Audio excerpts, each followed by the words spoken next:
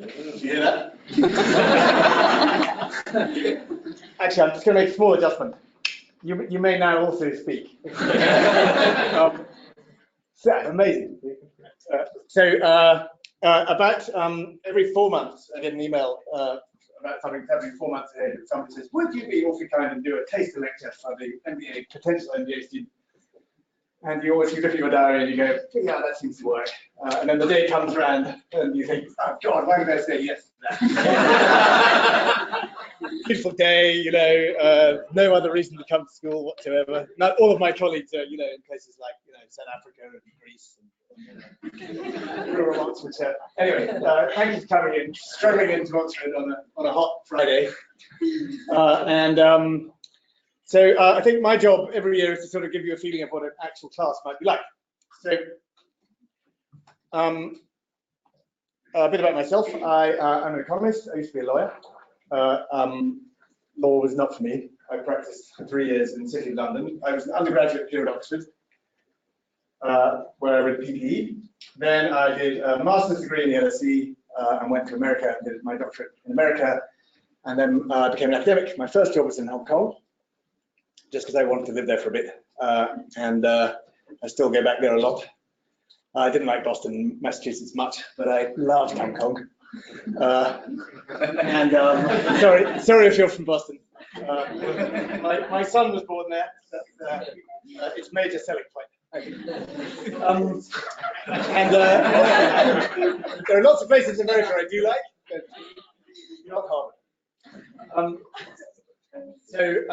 But Peter Stefano, who's the dean of the business school, and I knew each other there when I was a doctoral student. Then after Hong Kong, I came on leave to the London School of Economics again, and while that was going on, a former PhD student buddy of mine, who was a professor here, phoned me up and said, "There's a job vacancy and I'm really bored and lonely here at Oxford, please will you come?" And at that time, my wife, who I met at Oxford, had spent most of her life complaining about most of our married life complaining about wherever we lived. So she didn't like Boston much. She got bored of Hong Kong. Eventually I said, "Look, where can you be happy?" And she looked and thought for a bit and said, "Well, Oxford." So she's not from Oxford. So we moved here and we haven't managed to move on. And Oxford's brilliant, basically. So my first MBA class was in Hong Kong, but I taught them finance. Fair warning, MBAs don't really enjoy finance. Partly because there's too much maths, partly because it strikes them correctly as totally unrealistic. The financial, the kind of finance that financial economists mean, which is my research field, doesn't resemble the kind of finance that you use in business very much. And so most MBAs get quite impatient in finance courses. So anyway, I arrived here and all my colleagues were financial economists, so they kind of had finance covered. And the guy who hired me, Tim Dickinson, said, "Well, what else can you teach?" And I said, "I can teach anything. I'm an economist first." I can teach, you know, chemistry if you want me to. I just had to get a textbook and mug it up a bit. And they said, "Okay, can you teach?" Another colleague of mine who had been teaching this course and got dreadful ratings consistently for 2 years in a row. You guys. I said, "Could you take over that course?" Which is, it was called, in those days, it was called Managerial Economics, which is business school language for baby microeconomics, right? So if you're an undergraduate, how many of you read economics as undergraduates? Be honest. A few. There's some of you not admitting it, right? So when you do undergraduate microeconomics, you get taught about a lot of stuff that sort of has excessive amounts of maths, diagrams that don't mean much, and you know, you do some stuff like indifference curves, stuff like that. So that's if you try and teach that to MBAs, you get low evaluations. Partly because it's hard to explain, and partly, and you know, it's completely useless. So let's not bother. Let's instead teach some stuff with actual application. And so I very nervously 10 years ago, this next month, I stood up and taught my first MBA cohort at Oxford, and I taught them managerial economics. The course subsequently changed and became called Firms and Markets. I'll tell you the story about why that happened when I got to know you really well. Okay. all to do with office politics and nothing to do with the merits. And anyway, I taught this course, and I was instantly having a ball. Within 5 minutes of the first class, which is on supply and demand, pretty basic stuff. You play a game where you basically trade with each other, and hey presto, we get to the market clearing price in real time. The invisible hand is in the room. Really good fun, great icebreaker as well. People were coming up and saying, well, you know, I've done that stuff 14 times before, but it's always been very boring. This is the best time, you know, best class I ever had on supply and demand. And it went on like that. And that's because actually, microeconomics is a really cool subject. And it's a really cool subject because it's slightly counterintuitive. It's slightly more than you thought. It's just a little bit less obvious than you might think. So, okay, supply and demand is pretty obvious. But some other things are not quite so obvious, and you can get to them quite quickly, and then people get really absorbed. They're like, whoa, you know, that's the opposite of what my intuition told me. And the answer is, yeah, it is. It's not what you thought.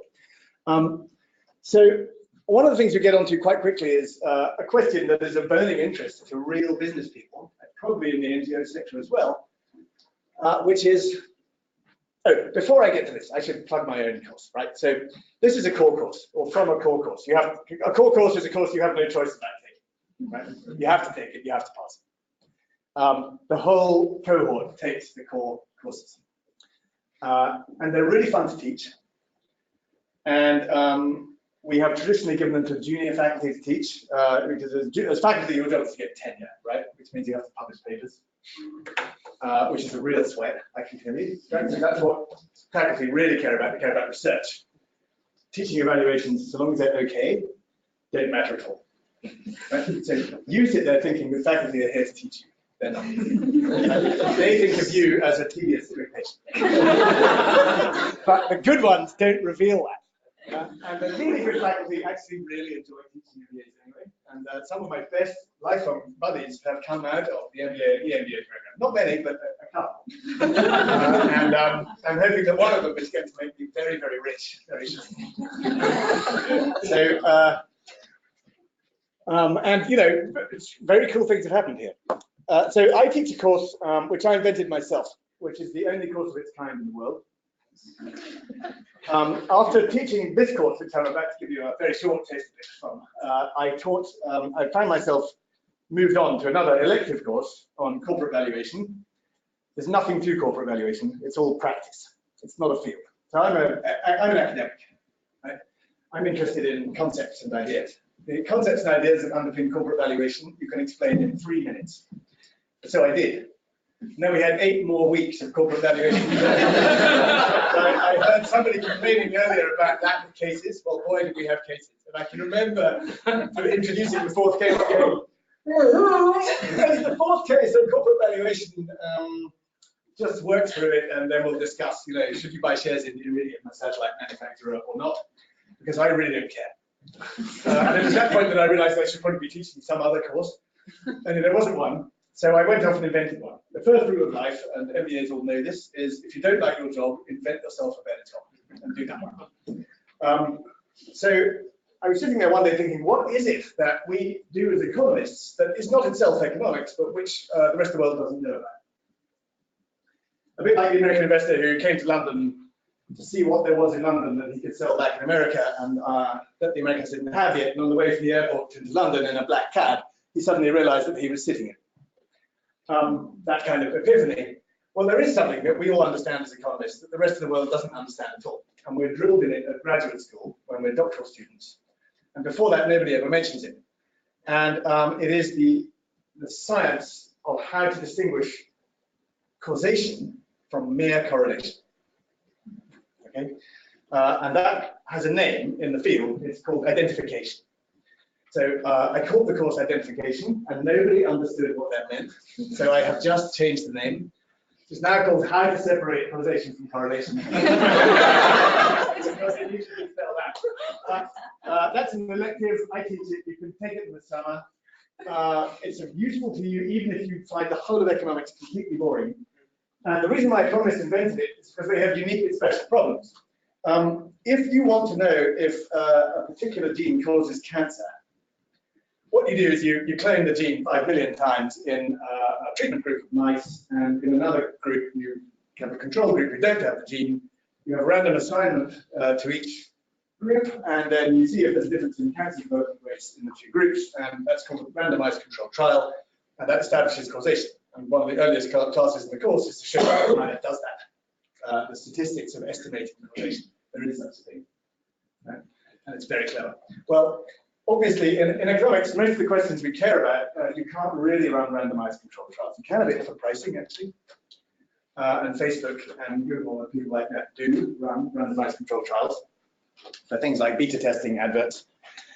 So I talk a little bit about Cambridge Analytica. I actually know some of those guys, and I was very impressed with what they pulled off. But my reaction was, you should have run randomized controlled trials, then you could have proven that you can steal an election.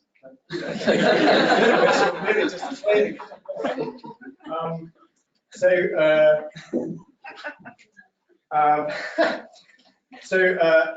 That's what I teach in that course. We have methods. We developed the methods in the 50s and 60s and 70s, and then refined them in the 80s and 90s.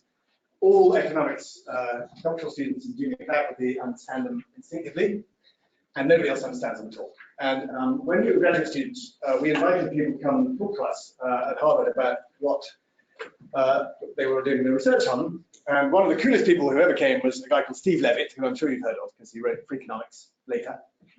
And he talked a bit about what to do if you're stuck for a research topic, which as a PhD student, you generally are, at least to begin with. And he said, listen, if you really don't have any good ideas for research, you can spend a happy career rubbishing all the research in public health. Yeah, you know, all that stuff about what kind of food to eat and whether it gives you cancer or how much is a safe level of drinking. It's all garbage, right? I'm not kidding you. And that's because they don't understand the theory of randomized controlled trials either, and they can't do randomized controlled trials either. Because when you compare someone who's been a habitual heavy drinker all their life with someone who hasn't drunk very much all their life, the one thing you know you're not comparing is randomly assigned people from a control group and a treatment group. And they're going to be different in other ways, right? There's a reason why people become alcoholic. There's a reason why people don't. And those things cause other things to happen. It's the 50th anniversary this month of the Sharon Tate murders in 1969. Quentin Tarantino's brought out a movie.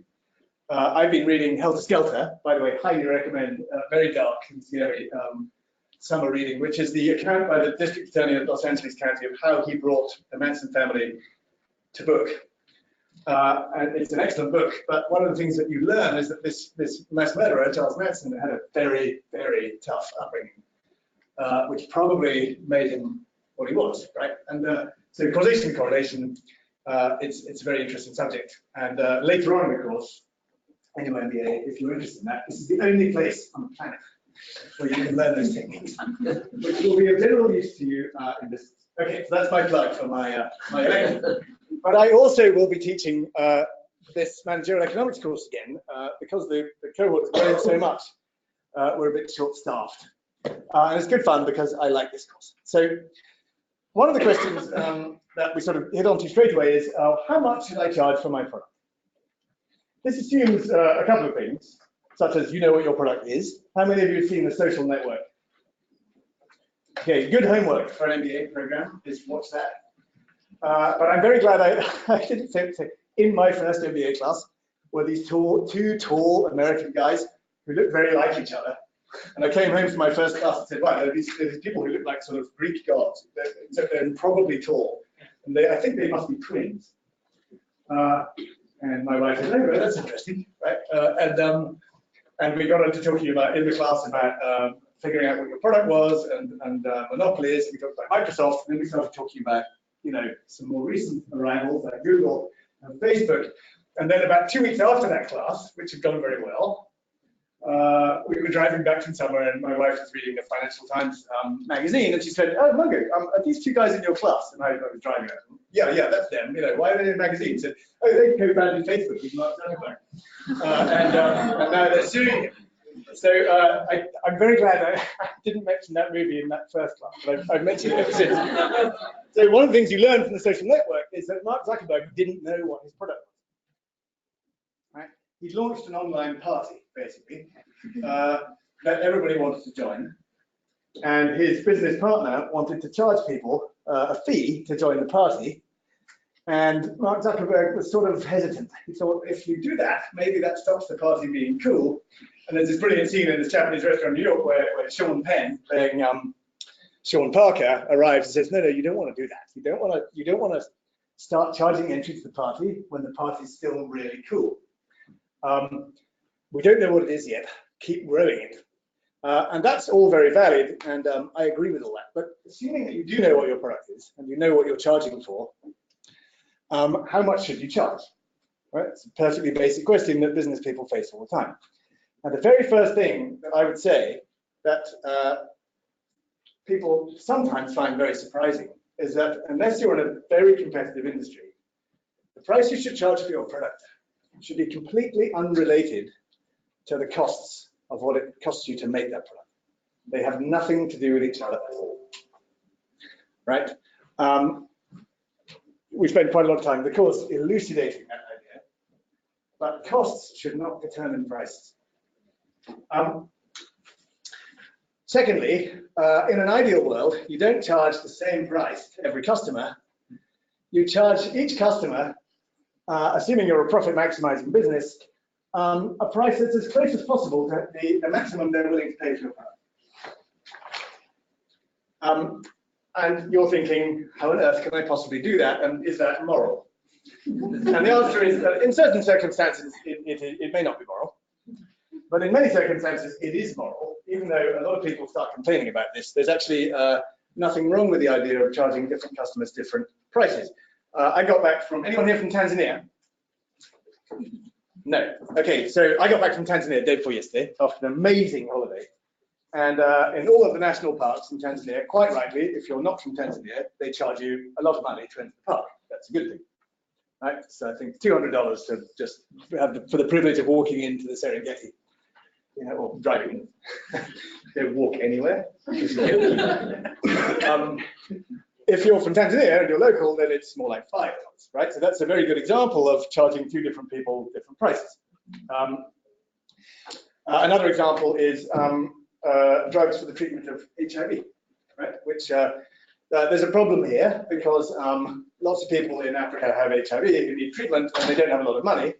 But it costs an awful lot of money to discover an effective treatment for HIV, and companies aren't going to develop new cures for diseases unless they can expect to make a lot of money when they discover it. Right? That's one of the problems with discovering new antibiotics. Is if you discover a new antibiotic, you won't be allowed to use it. So the economics of antibiotic development are really, really awful. Well, there's a solution, which is you charge rich people in America who have insurance high fees for your HIV treatment, and meanwhile you charge poorer people in developing countries low fees for HIV treatment. And the only problem now is you have to prevent those two customers trading with each other, right? Arbitrage.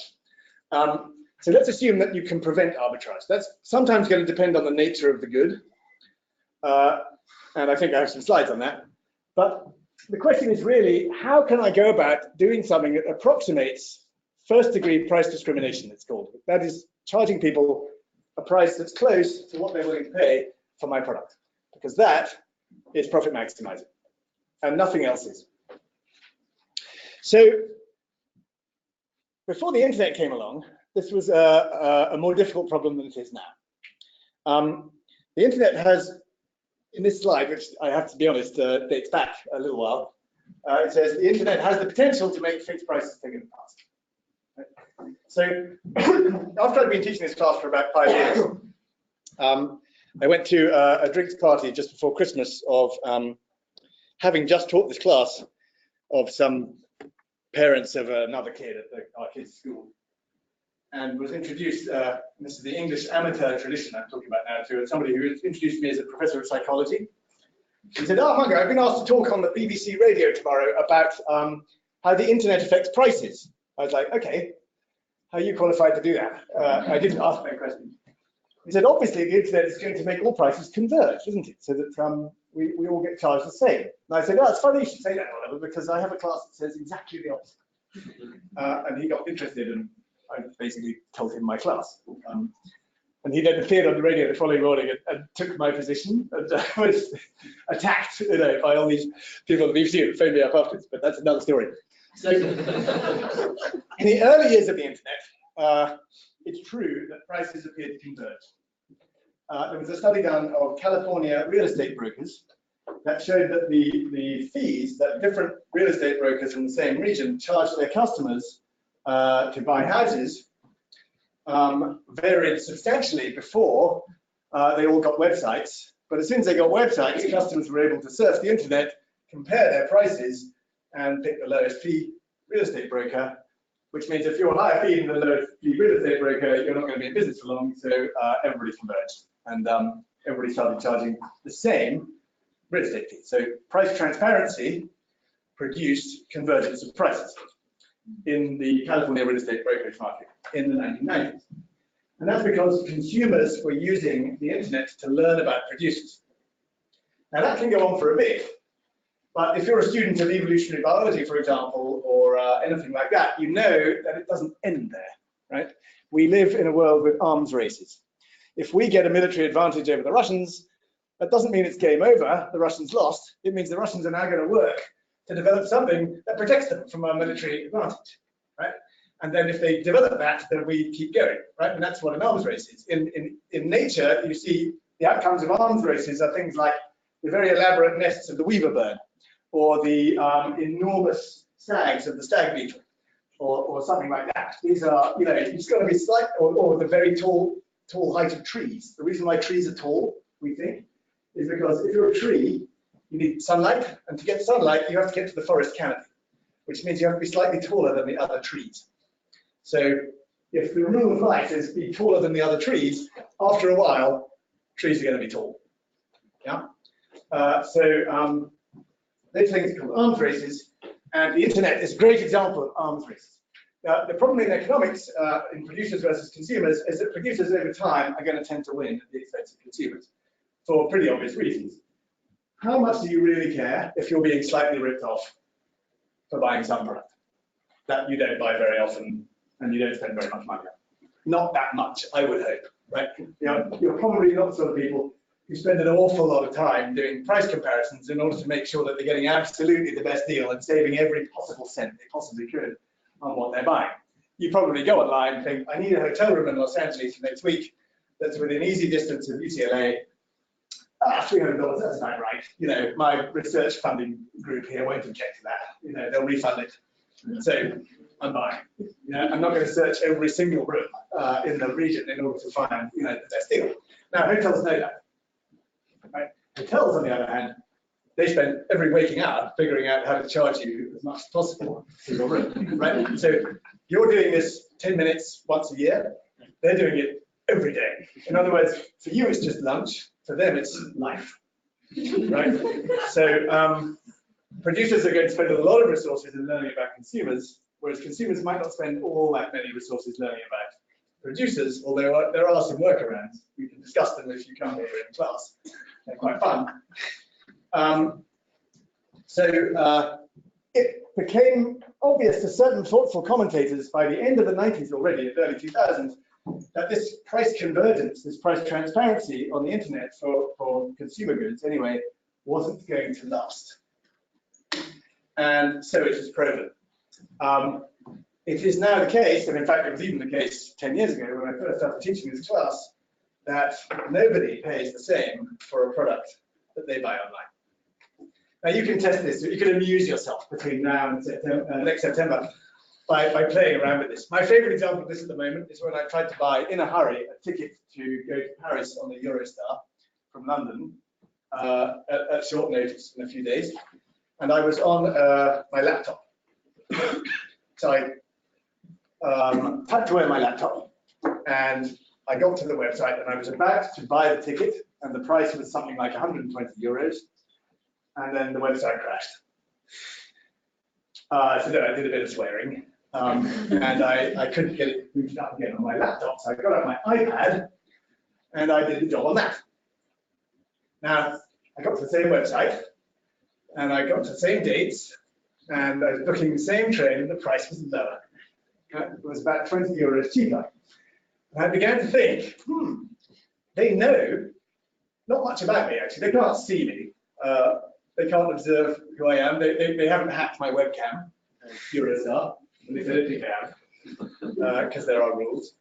So they can't see that I'm a middle-aged white male, you know, reasonably prosperous for an academic, you know.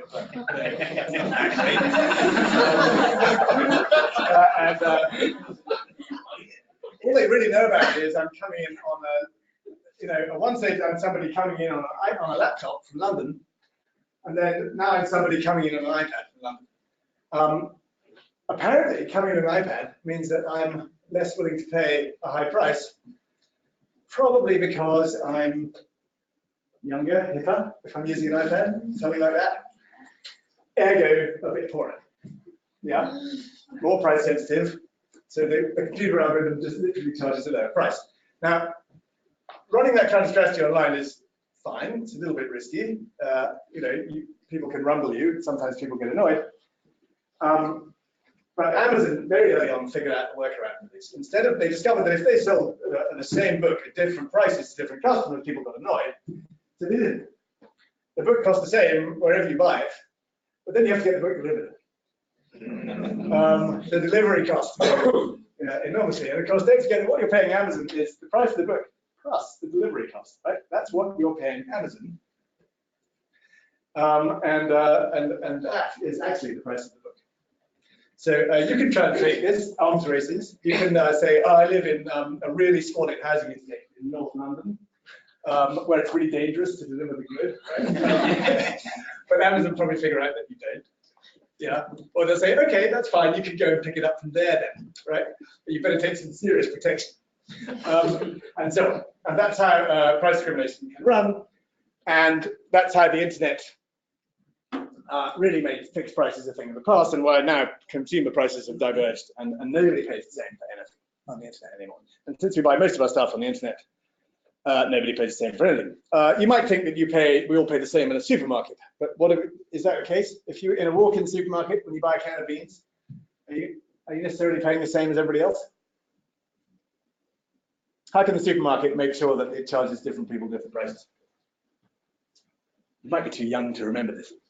Yeah? I think one mechanism is if that can of beans work is given the sell-by date, then they just reduce the costs. Yeah, but everybody's paying the same. The price on the tin. Point system. Yeah, exactly. You use coupons, loyalty cards, whatever. That allows you to give different people different deductions, right? So the price on the tin is the maximum possible price that you pay. MBAs are of course exactly the same, right? So the headline price of the MBA, you probably don't want me to go on about this too much. It's the highest price you pay, right? And then if we can't put all the bums on seats like an aircraft at that price, then we start talking about bursaries and scholarships and stuff. And yes, they're all charitable, but on the other hand, it is a way of doing price discrimination as well. So once you start thinking like this, as many students do, people get very excited, especially executive MBA students. They get more excited. So over the years, we've had a German EMBA student who said, Mungo, does this mean that I should get on a flight and go and talk to the manager of Bayern Munich to tell him that he's selling his tickets wrong? I said, absolutely it does. You should auction the tickets. Talk about auctions in a sec. Because auctioning things is a very good way of achieving near first-degree price discrimination. Auctions are wonderful. And economists understand auctions. We have very good theories of auctions. It's one of the few areas where we've made substantial progress in the last few years. So, and I said, but won't the head of Bayern Munich already understand that stuff? He said, no, probably not. They're all ex-professional footballers. They're not that smart. So he went off, but I heard no more about that. And then another student and I, about a year and a half ago, we found ourselves sitting in a sweaty office in Hong Kong, trying to persuade the New Zealand-born organizer of the Hong Kong Rugby Sevens, which is a big rugby festival in Hong Kong. Never been myself, can't stand sport. And we tried to persuade him that instead of just charging a fixed price for each ticket, and they get very annoyed because they charge a fixed price for these tickets, and then people fly out from England, buy 300 tickets, and then resell them at much higher prices outside the stadium, and this covers the cost of a business class round trip from London, plus their own ticket for the sevens. So we were thinking he's leaving money on the table, and he should sell the tickets at a different price. It turns out that there's a nice this idea has formed in economics. Gary Becker, who is probably the greatest economist of the 20th century, but you probably haven't heard.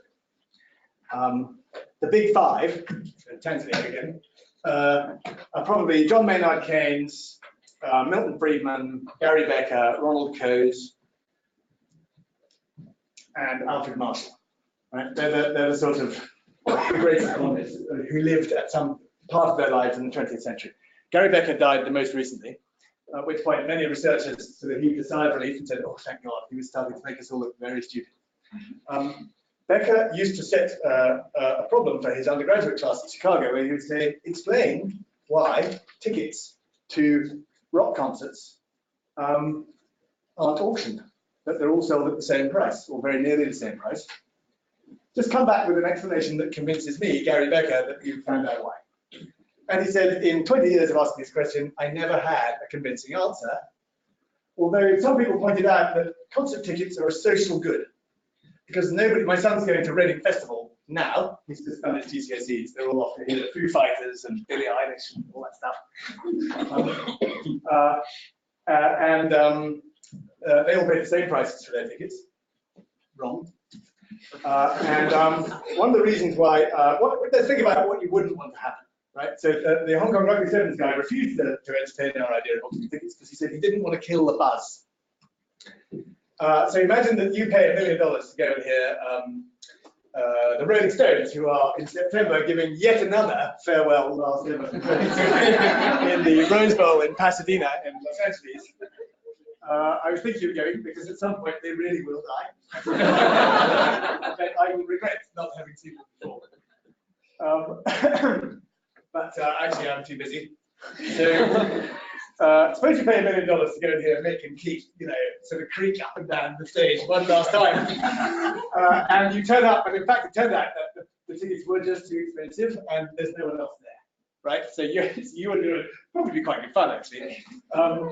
But some people argue to Gary Becker that concerts are a social good, and therefore we need to make sure that the first priority is that the stadium is full, and only once you've filled the stadium do we think about maximizing profits. I'm not convinced by that argument. My friend Ed, who is a performance agent who books stadiums and places like that, he's highly unconvinced by this argument. But of course, there's also the issue that the fans might hold it against you if you charge them all different prices, although I think, try it and see, right? And about the same time, as I was talking to my current former students and friends about this, Eric Budish, who's a professor of economics at Chicago University, produced a paper which used Ticketmaster prices of rock concerts in the United States. And he showed that Ticketmaster sell 90% of tickets to rock concerts in the United States on a fixed price basis, i.e. where they charge the same price for every seat in the stadium, with small variations for quality of seating. So if you're low down near the band or high up the back, etc., that's a bit different, but just quality related. However, they sell 10% of their tickets by auction. Now, there's a secondary market in concert tickets in the United States because there's a Supreme Court judgment that says you cannot prohibit somebody from reselling their tickets to a concert. In the UK, you can. In Hong Kong, you can. In the United States, you cannot. Right? Any such clause in a contract is void. So there's a flourishing secondary market in tickets on eBay. It's not actually called eBay. I think it's called StubHub, but it is eBay. And you buy and sell tickets to rock concerts on StubHub. And Budish not only got the Ticketmaster primary sales data, he got the StubHub secondary market sales data. And he used regression analysis, which you will learn if you come, to compare the prices of the tickets that were sold in the primary market by auction and the tickets that were sold in the primary market on a fixed price basis. So here is auction. And here is fixed price, and here's the Ticketmaster price in the primary market, and here's the StubHub price on the y-axis.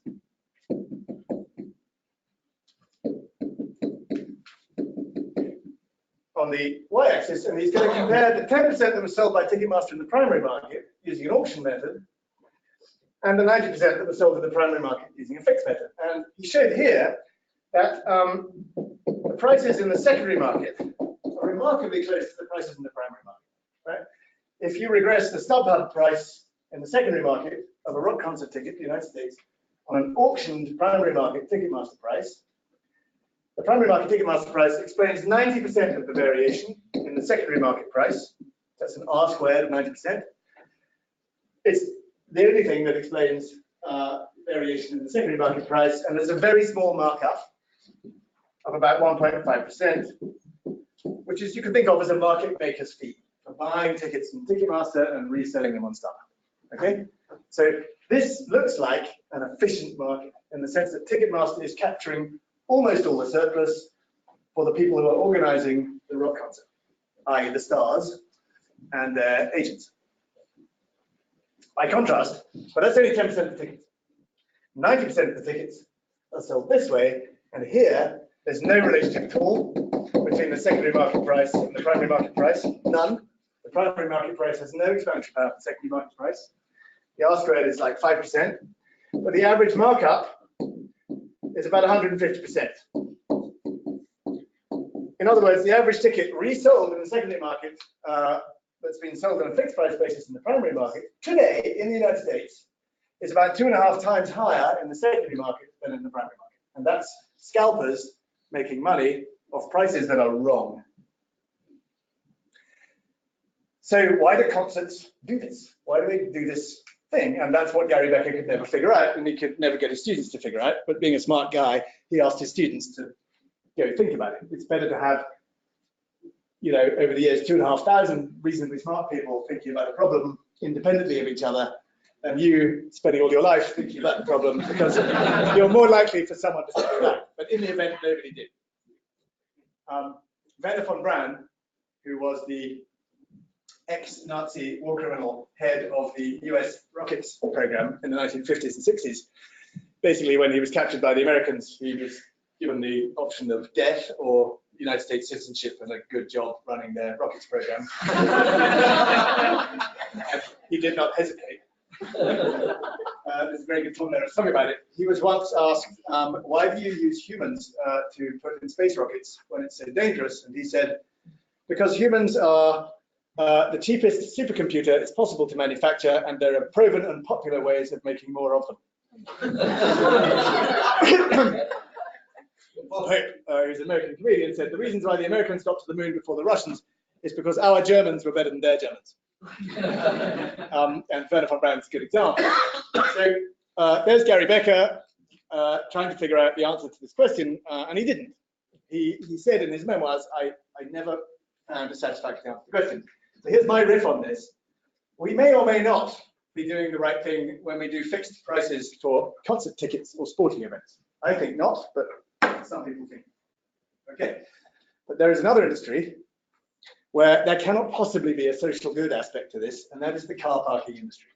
There is no sense in which your car parking experience is better because the car park is full. Right? So I have now made it my business for the last year. I have been trying to contact everybody in the world who owns significant numbers of parking spaces in order to persuade them to do it this way rather than this way. There is, of course, it's harder to run a secondary market in car parks, yeah? But it's not that hard. It can be done. I have been asking people, have you ever seen anybody running a secondary market in car parks? Because I'm thinking about it. And they said, yeah, I saw a couple in Portugal once, in Lisbon, who had basically blocked with using motor scooters every parking place in a busy street in Lisbon. And then drivers would pull up and money would exchange hands and one of the scooters would be moved and the car would. That's how you do it. In Oxford, I was thinking, I'm going to get all the MBA students, I'm going to rent them all cheap scooters, and we're just going to occupy every car parking space in Oxford and then resell them. Yeah, and there won't be anything that the Oxford City Council can do about it, right? It will be entirely legal. Then I thought that's going to be too much hassle. It's just simpler to find someone who owns a lot of car parks and let them, pay me a consulting fee. And I have found CPPIB own 500,000 car parking bays in Western Europe. And Elliott Advisors own another 250,000. So basically, it ought to be possible to add some value there because they all do fixed pricing, which is wrong. Now, where were we? Let's talk about auctions a bit. One way, the best way in which to figure out how much people are willing to pay, it's not the only way, airlines don't do it this way, is to use an auction. So let me tell you a tiny bit about auctions. Why use an auction? One of the first benefits of using an auction is if you don't know what your customers are willing to pay for a product, you don't know what it's worth. You might have accidentally discovered something that is incredibly valuable to somebody else, and you don't know that. So how do you find out what it's worth? Auction it, right? Auctions are a way of forcing buyers to reveal what they know. A good example of that is the UK 3G spectrum auction, which was designed by an Oxford academic, Professor Paul Klemperer, who's in the economics department of the business school, who sometimes we invite to come and talk to MBAs about it. Sometimes we do and sometimes we don't. He's an expert in auction design. He's moved on to even greater things since this, but this was sort of his first sort of big impact, was helping the government design the 3G auction. The UK government, like many other governments, wanted to sell the rights to third generation mobile spectra, and it didn't really know what they were worth. So one thing you can do is ask the phone companies, what are the 3G spectra worth? And the phone companies will tell you they're not worth very much, just give them to us. Yeah. Because that's what I'd do if I was a phone company. Now the government, not that stupid, especially in those days, they knew that, but they thought, we'll have to do something smarter than that. Let's design an auction which forces the phone companies to reveal what their private valuations are of these 3G spectrum rights, and they did that, and they raised so much money, £22 billion. The phone companies have been complaining ever since, which is surely a sign that they got it right. You might have a picture, and you don't know what it's worth. Auction it, right? There are two art houses, Christie's and Sotheby's, whose job is to figure out what that number is. Auctions also help with revenue maximization, which find out what someone's willing to pay and charges him or her something close to that, right? So here's a very quick 2-minute overview of the theory of auctions. We do a whole class on this, and I think in many ways this is the most interesting class in the course. So if you don't find this as interesting, go and do something else. Yeah. So in the 1960s, theoretical economists began thinking about auctions. And the first distinction they made is between private value and common value auctions. So in a private value auction, the only thing that matters is the value of the item to you, the bidder. E.g., a non-transferable ticket to a rock concert, right? So the question is, how much would you like to go and see Mick and Keith perform for the very last time in the Rose Bowl in Pasadena in September, next month? And if you're thinking, quite, not that much, I'd pay a couple of $100, but I wouldn't pay $1,000. I kind of know all the Rolling Stones songs anyway, and I'd love to have heard Mick and Keith back in 1970 when they were young and bad. But now Mick's got a knighthood, for heaven's sake. I mean, who wants to see that? That's pretty square. So that's a private value. And in private value auctions, the optimal auction strategy is different from a common value auction. A common value auction is like the 3G auction, where basically the value depends on how much other people value it, e.g. treasury bills. So the next question, and then correlated value auctions, don't worry about those. And then there are various ways of running an auction. An English auction, or a ascending price auction, is one where the price increases until all but one bidder has dropped out. At that point, the remaining bidder has won the auction. So essentially what that means is if you're the second highest bidder and I'm the highest bidder, the price goes to 900 and you decline to continue bidding, I'm paying your highest valuation, right? I might have been willing to go a bit higher, but you'll never know because there's no other bidders left. And that's when we think about auctions, that's the standard kind of auction we think about. That's the sort of classic Christie's auction that you see on videos of Picasso's being sold for hundreds of millions and that kind of thing. So then another kind of auction is called a Dutch auction, where the price goes down until one of the bidders accepts it. It's called a Dutch auction because that's how flowers are sold in the Dutch wholesale flower market in Almelo in Holland, which is the world's biggest flower market. Basically, there's this dial going backwards, and when somebody presses a button, an item is sold, right?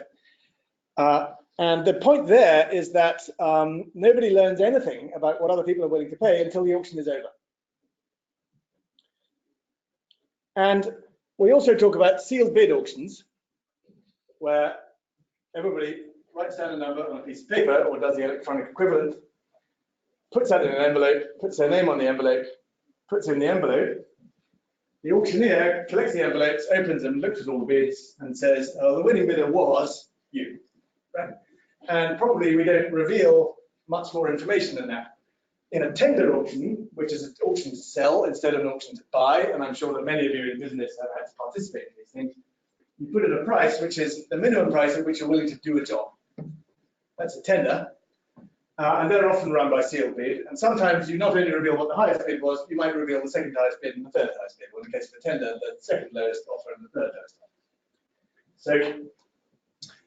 So that's a sealed bid auction. And you can always have a reserve price, which is if the price doesn't exceed a particular number, then I'm not going to sell.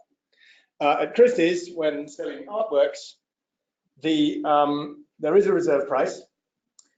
It's not revealed to the bidders. When the price has gone past the reserve price, the auctioneer will announce, I will sell, which means that the prices in the room is now above the reserve price. So it really will happen. Now, in a sealed bid auction, most of the time, the highest bidder wins and pays their bid. And that's called a first price auction. But in the 1960s, somebody called Bill Vickery, who's still going, professor of economics at Columbia University in New York, he had, I think, one of the very few genuinely original ideas that anyone's ever had, up there with Isaac Newton's invention of the cat flap. Yeah. Google it. Isaac Newton invented the cat flap. In a second price auction, which Bill Vickery seems to have invented, there's some discussion about whether it had ever been tried before, but most people have concluded, most scholars have concluded that he really did invent it. The highest bidder wins, but they don't pay their own bid, they pay the bid of the second highest bidder. And you're thinking, that sounds pretty dumb. Why would you charge the winning bidder the second highest bidder's bid? Now, if you really want to know the answer, come to Oxford. But I'll give you a hint. In first price auctions, the Dutch auction and the sealed bid auctions are strategically equivalent. Whatever the right strategy is in one auction, it's the right strategy in the other kind of auction too. All right? Because no new information is received during the auction. So you will never change your mind about how much to bid. If you want to win, bid high. Believe me, you need a PhD in economics to learn that stuff. You want to pay as little as possible, bid low. But whatever your bidding strategy is, it's going to be the same in both kinds of auction. Now, never mind about that. I like these taster sessions because I can skip over all the sort of intermediate material where real world MBAs start asking tedious questions like, I didn't understand your last slide. Or you just look witheringly at them and say, no, I expect not. No, you don't do that. That gets you, mentoring a colleague, in fact, who has a tendency to do that with their students, and I've been telling them, no, don't do that. Try and meet them 100% of the way towards them. Now, in a second price auction, let's think about a private value auction. In a private value auction, you bid up until either you win or your valuation is reached, and then you drop out. Right? That's the rational thing to do. In a sealed bid auction, what should you do? Well, it turns out, and this is why Bill Vickery won the Nobel Prize in economics, it turns out that in a private value second price sealed bid auction, the optimal strategy is to bid your private valuation. Now, there's a proof of that, and we go through it in class, but if you don't find that a genuinely surprising result, you haven't understood it. Because you all come into a room, I'm going to auction a ticket, which is non-transferable to an event. You only know one thing about that ticket, which is how much you value it at. So you might value it at $50, you at $75, you at $200. And the one thing you're not going to do is tell me your valuation, right? Because you want to pay as little as possible. And I know that, and you know that, and we all understand that. So that's fine. I design a second price sealed bid auction where I say all of you submit your bids. The winning bidder is the highest bidder, but they don't have to pay their own bid, they have to pay the second highest bid.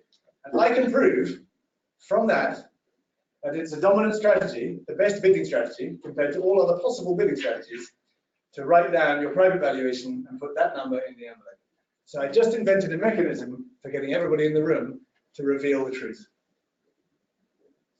And that's an example of applied mechanism design, which is the most successful area of economics in the last 50 years. Vickery was in at the beginning. More recently, we had the work of Al Roth and Lloyd Shapley, who shared the Nobel Prize in 2014 for their work on matching markets. If you want to get married, read their book. Because it's called Who Gets What and Why, which is the definition of economics. In class, I'll go through a proof. There's also a proof on Wikipedia, but my class version is a much simplified version of the Wikipedia proof, which is baffling. I'll finish by talking about common value auctions. In common value auctions, there's a problem because you actually want to learn what other people are willing to pay, because that's going to determine your valuation. You want to buy shares in Tesla or SpaceX? I'd quite like to know what other people value those shares at, right? Because that's what I'm going to be selling those shares at later. In a sealed bid auction, you get no new information. You just submit your bid and then you learn nothing new until you learn whether you won or not. In an English auction, you hear other people's bids, which means you learn, perhaps I'm auctioning a picture and the first bid is $20 million. And you're thinking, oh, this is worth a couple of thousand. Now you revise your opinion, right? Oh God, somebody in the room is valuing this thing at $20 million. I need to change my valuation. You might want to revise your upper limit based on observed bidding behavior. But there's a problem, which is the so-called winner's curse. So I'm going to have to wind it up here, but I'll tell you a story. So if you come and do this class, we sometimes play a game where different classes play this game for different reasons, but the game is the same. I give you a pot of coins, a big jar full of pan coins, and I ask you to estimate how much money there is in the jar, and not to talk to anyone else in the room about it. Okay, that's very important. You have to reach your own opinion independently of all the other students. So if you do that, we have a lot of fun because it turns out that people's estimates are all over the place. The lowest estimate's obviously far too low. The highest estimate is obviously far too high. There's always the Russian engineer who gets mail, who gets their ruler out and works out the exact internal volume of the jar. They generally do pretty well, actually. What's really cool is that the median bid, median estimate, is pretty usually correct, which is a fairly shocking result. I mean, if you show people this slightly ruining surprise, they go white in the face when they reveal that the average of all the guesses in the room was right. And that's the wisdom of crowds. Now, if the average of all the guesses in the room is right, the average bid doesn't win, right? The highest bid wins. The highest bid in the room is almost certainly far too high. So if you win a common value auction, it's because you overpaid. That's a necessary feature of winning. And the winner's curse was not first discovered by economists, it was discovered by geologists and oil companies. Whenever they won a territory auction for drilling rights, there was always less oil there than they expected. And that's because the average guess of all the geologists was about right. If you get your average guess, you never win, right? You only win if you overestimated the amount of oil. So that's the winner's curse, and the second price auction is a way of mitigating the winner's curse, which allows people to increase their bid because it reduces the risk of overpaying by far too much if you win. And that's why second price auctions are clever. Okay, so come to Oxford and we can talk more about all this cool stuff. And in the meantime, thanks for listening.